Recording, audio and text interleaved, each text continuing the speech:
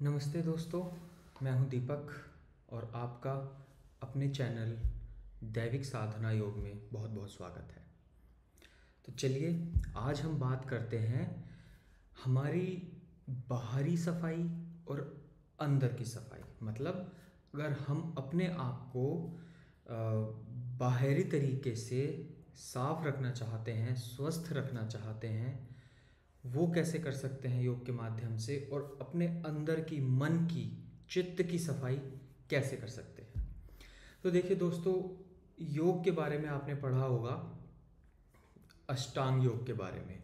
जो अष्टांग योग है उसके 8 अंग होते हैं। अब 8 अंग कौन से हैं? यम, नियम, आसन, प्राणायाम और प्रत्याहार। ये 5 अंग हैं शुरू में। उसके बाद है धारणा, ध्यान और समाधि। ये हो गए 3 और। तो टोटल मिला के कितने हो गए? 8। ठीक है, तो इसीलिए इसे बोलते हैं अष्टांग योग। ये अष्टांग योग जो है ये कंप्लीट पैकेज है। इससे बाहर आपको कहीं जाने की ज़रूरत ही नहीं है। तो ये जो अष्टांग योग है ये आपको पूर्ण रूप से शुद्ध कर देता है। अब इन अष्टांग योग के किन किन रास्तों पे चल के आप अपने आप को बाहर तरीके से और अंदर तरीके से शुद्ध कर सकते हैं। ठीक है, अब देखो जो हमने पढ़ा, शुरू के जो 5 अंग हैं अष्टांग योग के, यम, नियम, आसन, प्राणायाम और प्रत्याहार, ये है बहिरंग साधन। बहिरंग साधन मतलब बाहर के जो अपने शरीर को, अपने आप को जो बाहरी अंग हैं उनको हम शुद्ध कर सकते हैं इनके माध्यम से। दूसरा अंतरंग साधन, जिनके माध्यम से हम अपने आप को अंदरूनी तरीके से शुद्ध कर सकते हैं, धारणा, ध्यान और समाधि। प्रथम के जो हैं 5 वो बहिरंग, और अंत के जो हैं वो अंतरंग साधन हैं। पर ये बहिरंग और अंतरंग क्यों कहलाते हैं? इसका मतलब ये है कि बहिरंग साधनों से शारीरिक और मानसिक दोनों प्रकार का लाभ होता है। ठीक है, यम, नियम, आसन, प्राणायाम, प्रत्याहार बहिरंग साधन है। इनसे आप अपने अपने शरीर को चुस्त रख सकते हैं, स्फूर्ति बनाए रख सकते हैं। ठीक है, तो ये बहिरंग साधन हो गए। इनसे आप अपने शरीर की शारीरिक और मानसिक प्रगति कर सकते हैं, दोनों प्रकार का लाभ ले सकते हैं।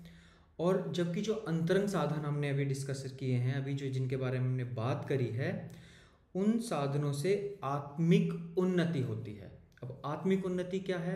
आत्मिक उन्नति है आपकी स्पिरिचुअल प्रोग्रेस, आध्यात्मिक उन्नति, जो आपके मन के अंदर है, आपके मन को शांत कर सकती है। अंदर जो क्रोध है, गुस्सा है, चहल पहल चल रही है अंदर, उस सब को शांत करने के लिए जो साधन है वो अंतरंग साधन है।